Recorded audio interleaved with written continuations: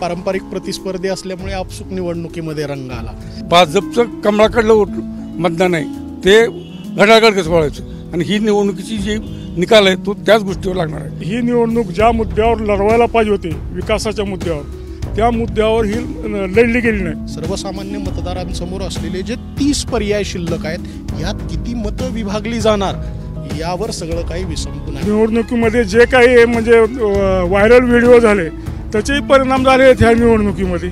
विशेषतः जे पारंपरिक मतदार भाजपचे त्यांना तर कसरतच झाली। त्याचा परिणाम आता नेमकं काय लागतो किंवा काय दिसतो हे आता आपल्याला 4 जूनच्या निकालानंतर लक्षात येईल। राज्यातील 5 टप्प्यातील मतदानाची प्रक्रिया आता संपलेली आहे। सगळ्यांना निकालाचे वेध लागलेले आहेत। खरं तर 4 जूनला निकाल येणार आहे, मात्र त्यापूर्वीच गावागावात शहरांमध्ये निकाल काय होणार या संदर्भात चर्चा होत आहेत, पैजा लागत आहेत आणि त्याच निकालाचे अंदाज पंच घेण्याचा प्रयत्न आपण करतोय। वेगवेगळ्या मतदारसंघातून तिथले जे स्थानिक पत्रकार आहेत, ज्येष्ठ पत्रकार आहेत त्यांच्याकडनं आपण हे अंदाज समजून घेण्याचे प्रयत्न या निमित्तानं करणार आहोत। मी सध्या धाराशिव म्हणजेच उस्मानाबाद लोकसभा मतदारसंघामध्ये आणि सगळे पत्रकार माझ्यासोबत आहेत। रवींद्र केसकर सर सध्या सुरुवातीला त्यांच्यापासून सुरुवात करतो, दैनिक लोकसत्ताचे पत्रकार आहेत। सर मला सांगा की धाराशिव लोकसभा मतदारसंघाची चर्चा फार मोठ्या प्रमाणात झाली, उमेदवारांवर झाली, व्हिडिओ अनेक व्हायरल झाले।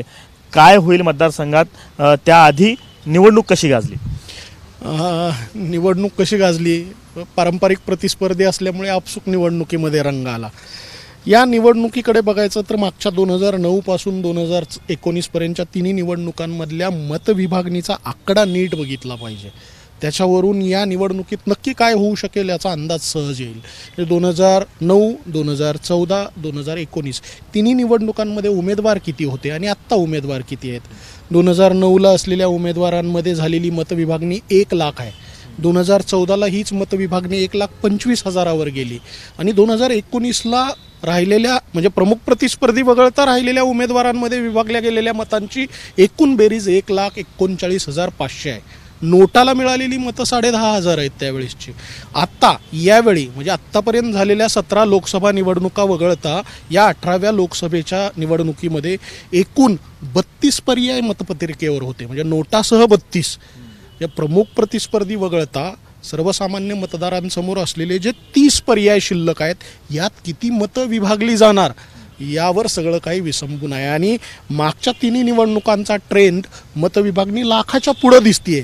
ती जर तशीच पुन्हा राहिली तर महाविकास आघाडीला त्रास होईल आणि ती मतविभागणी खाली आली तर महायुतीला त्रास होईल असं माझं व्यक्तिशः मत आहे। खरं तर उमेदवारांच्या बाबतीत सांगायचं झालं तर ओमराजे निंबाळकरांच्या चर्चा केवळ धाराशिव किंवा या टप्प्यापुरता मर्यादित नाही तर राज्यभरात त्यांच्या फोन कॉलच्या चर्चा असतात। अर्चना पाटलींच्या एका व्हिडिओमुळे पूर्ण त्याही राज्यभरात गेल्या, अर्थात पाटील घराण्याची तेवढी परंपरा देखील आहे। आपण कशा पद्धतीने बघता उमेदवारांमधल्या या स्पर्धांबद्दल? आत्ता जी रवीने सांगितलं की पूर्वीचा इतिहास पाहायला पाहिजे ह्या मतदारसंघाचा। इथली उमेदवारी जी आहे सगळ्यांना वाटत होतं की ओमराजे विरोधात कोण उमेदवार येणार ह्याच्याबद्दल उत्सुकता होती सगळ्याला। बरेच दिवस उमेदवार जाहीर झाला नाही, पण ज्यावेळेस अजित पवार आणि यांचेही 3 पक्ष एक झाले त्यावेळेस आमच्यासारखे जे जुने पत्रकार आहेत त्यांच्या लक्षात आलं की ही निवडणूक पद्मश्री पाटलाचं घर आणि ओमराजे यांच्यातच होणार आणि गेल्या वेळेला त्या इच्छुक होत्या त्याच अर्चनाताई पाटील येणार उमेदवार राहणार। कारण 2019च्या निवडणुकीत अर्चना पाटील ह्या इच्छुक होत्या, राणा पाटलाच्याही मनात होतं त्यांनीच उभं राहावं, पण शरद पवार साहेबांनी शेवटपर्यंत ती ताकद लागू दिली नाही। शेवटी त्याला सांगितलं निवडणूक जर करायची असेल तर तूच उमेदवार राहा, म्हणून शेवटी ते उभारले। हा लक्षात घेता यावेळेला अर्चना पाटीलच उमेदवार म्हणून आल्या। त्या निवडणूक आल्या पण गेले 5 वर्ष ते भाजपमध्ये, आता उमेदवारी आली राष्ट्रवादी काँग्रेसची। निवडणूक एकतर्फी होईल असं वाटत होतं सगळ्याला, पण राणा पाटलांनी त्याची जी सगळे निवडणुकीचे तंत्र आहेत जी काय आहेत ती समजा असतात त्यानं निवडणूक चांगली रंगीत आणली। बरेच माणसं कारण जिल्ह्यातलाच माझा असल्यामुळं फोडाफोडी केली। आणि दुसरा महत्त्वाचा एक असा विषय होता की ट्रान्सफर ऑफ वोट, म्हणजे जे भाजपचं कमळाकडलं मतदान आहे ते घड्याळाकडे कसं वळायचं आणि ही निवडणुकीची जी निकाल आहे तो त्याच गोष्टीवर लागणार आहे। कारण अनेक लोकांना जे जुने भाजपचे लोक आहेत त्यांना कमळ नाही दिसलं तर ते मतदान करीत नाहीत, त्यामुळं इकडं हे नाही, त्यामुळे ही निवडणूक फार चुरशीची आणि गंमतशीर होणार आहे। चिन्हामुळे कसरत झाली असं म्हणावं लागेल निश्चितच। विशेषतः जे पारंपरिक मतदार आहेत भाजपचे त्यांना तर कसरतच झाली। तर खरं तर उमेदवार जाहीर झाल्यानंतर अर्चना पाटलांची उमेदवारानंतर जे महायुतीतले घटक पक्षातले लोक आहेत त्यांच्यातल्या नाराजी देखील समोर आल्या होत्या. तानाजी सावंतांनी उघडपणे नाराजी व्यक्त केलेली होती. त्याचा किती परिणाम जाणवला आणि त्या लोकांनी नंतर पुन्हा काम केलं का आणि निवडणूक कशी एकूण राहील तुमचं विश्लेषण? नाही, जेवढे लोक नाराज झाले होते त्यानंतर सगळ्याला त्यांनी व्यवस्थित म्हणजे हँडल केलेलं आहे महायुतीमध्ये. त्यामुळे नाराज सहसा कोणी झालं नाही. परंतु या निवडणूक म्हणजे ही निवडणूक ज्या मुद्द्यावर लढवायला पाहिजे होते विकासाच्या मुद्द्यावर, त्या मुद्द्यावर ही लढली गेली नाही. वैयक्तिक हेवेदावे ह्याच्यावरच ही निवडणूक लढली गेली. त्यामुळे शेवटी जनतेने ही निवडणूक हातात घेतली आणि जनतेला जे काय वाटतं ते जनतेने आपोआप केलं. ते आता निकाल लागल्यावरच आपल्याला म्हणजे ते समजून येईल. ते खरं तर धाराशिवमधनं बाहेर जेव्हा आपण बघतो धाराशिव लोकसभा मतदारसंघाकडं सोशल मीडियाच्या प्रचाराच्या अनेक गोष्टी चर्चा होत असतात, व्हिडिओज क्लिप व्हायरल होत असतात. त्याचा किती प्रभाव सामान्य मतदारांवरती इथं झाला मतदारसंघांमध्ये? मला वाटतं त्याचाही थोडाफार परिणाम झालेला आहे. कारण ओमराजे फोन उचलतात वगैरे बोलतात, ह्याचाही मतदारावर बराचसा परिणाम झाला आहे. त्याचप्रमाणे निवडणुकीमध्ये जे काही म्हणजे व्हायरल व्हिडिओ झाले त्याचेही परिणाम झाले आहेत ह्या निवडणुकीमध्ये. अपक्ष उमेदवारांची मतविभाजनी असेल, केसकर सरांनी त्याबद्दल सांगितलं.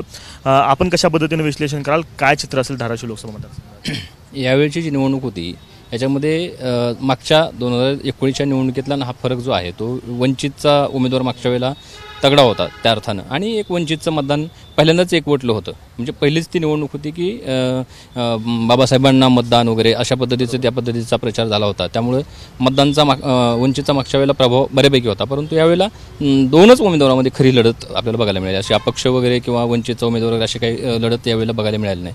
सर्वाधिक उमेदवार आतापर्यंतच्या इतिहासातले सर्वाधिक उमेदवार यावेळेला होते.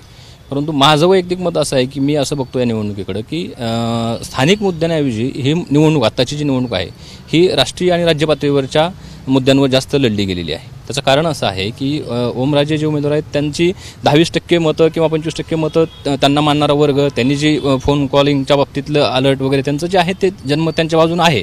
परंतु देश पातळीवर शेतकऱ्यांच्याबद्दलची जी काय भूमिका आहे, भावना आहे की केंद्र सरकारविरुद्ध नाराजी आहे. शेतमालाला भाव नाही आहेत, दुसऱ्या बाजूला शेतमालाला भाव नसताना खताचे बियाण्यांचे भाव मात्र वाढत आहेत, महागाई वाढते, उत्पादन खर्च वाढतं आहे.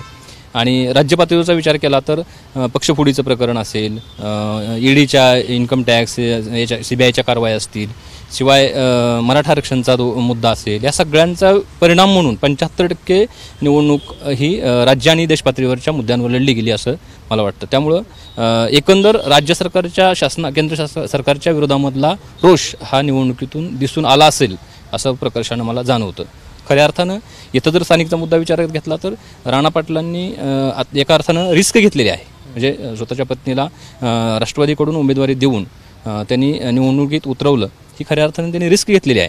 आणि त्याचा परिणाम आता नेमकं काय लागतो किंवा काय दिसतो हे आता आपल्याला 4 जूनच्या निकालानंतर लक्षात येईल. आता एक गोष्ट आपण इथं क्लेरिफाय केली पाहिजे की अनुभव आहेत आणि त्या अनुभवावरनं ते अंदाज सांगण्याचा प्रयत्न करतायत. कुठलंही एक्झिट पोल किंवा काय होईल हे खरं सांगण्यासाठी आपल्याला ऐकण्यासाठी आपल्याला 4 जूनची प्रतीक्षा करायला आहे. एका वेळी जर निकाल सांगायचा असेल तर काय सांगता येईल?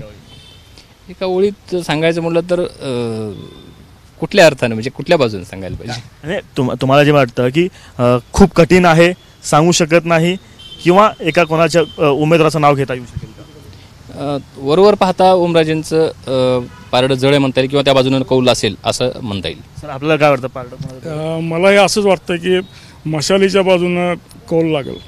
सर आपलं ओमराजेचं पारडं. सर ही समाज माध्यमावर ओमराजे दिसत आहेत प्रत्यक्षात. म्हणजे अप्पर टीथ बोलणारा माणूस ओमराजेंची चर्चा जास्त करतोय, पण 20 लाख मतदार आहेत, त्यातले किती जण बोलत आहेत, त्यामुळे थेट कोण जिंकेल याच्याबद्दल भाष्य नाही करता येत. खरं तर हे स्थानिक पत्रकारांची मतं. मी जसं सुरुवातीलाच म्हणालो की त्यांच्या अनुभवावरनं आणि स्थानिक पत्रकारिता करत असताना जे कव्हरेजमधनं लोकांच्या प्रतिक्रिया त्यांच्यापर्यंत पोहोचल्या त्याबद्दल अंदाज व्यक्त करण्याचा प्रयत्न जो आहे तो या निमित्ताने त्यांनी केला. खरा निकाल जो आहे तो 4 तारखेला लागणार आहे, त्याची प्रतीक्षा संपूर्ण राज्य आणि संपूर्ण देश करताना आपल्याला पाहायला मिळतो. कॅमेरा पर्सन अयूब कागदीसह आफताब शेख, ABP माझा, धाराशिव. ABP माझा, उघडा डोळे बघा नीट.